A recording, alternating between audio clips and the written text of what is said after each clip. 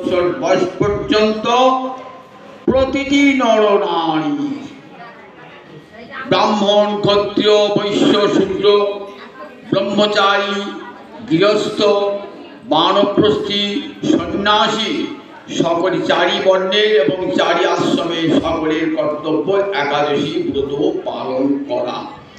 বিধবা, সধবা অথবা বিবাহিত হয় না, প্রতিটি মেয়ের 8 বছর বয়স থেকে 80 বছর বয়স পর্যন্ত প্রত্যেকের কর্তব্য শাস্ত্র বলেছে।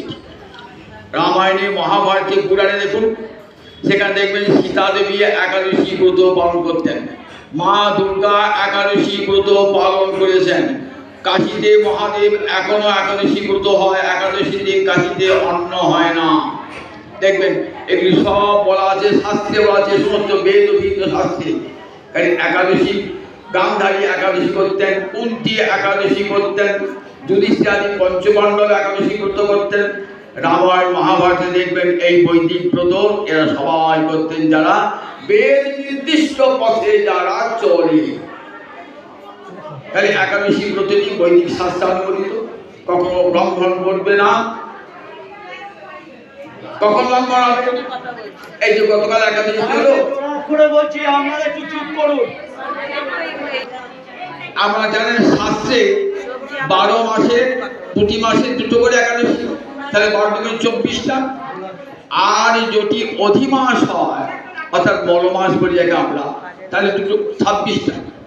আর 8টা আছে মহাদ্বাদশী। শাস্ত্রে বলা আছে মহাদ্বাদশ্যাং সম্প্রাপ্তি একাদশী পরিত্যজ্য দ্বাদশ্যাং উপবাসী। যদি মহাদ্বাদশী প্রাপ্ত হওয়া যায়, তাহলে একাদশী পরিত্যাগ করে মহাদ্বাদশী ব্রত পালন করবে।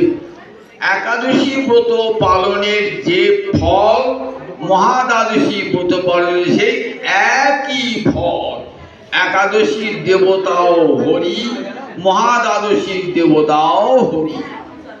তাই ভগবানের আজ্ঞা যে একাদশী ব্রত পরিত্যাগ করে মহাদ্বাদশী ব্রত পালন করবে।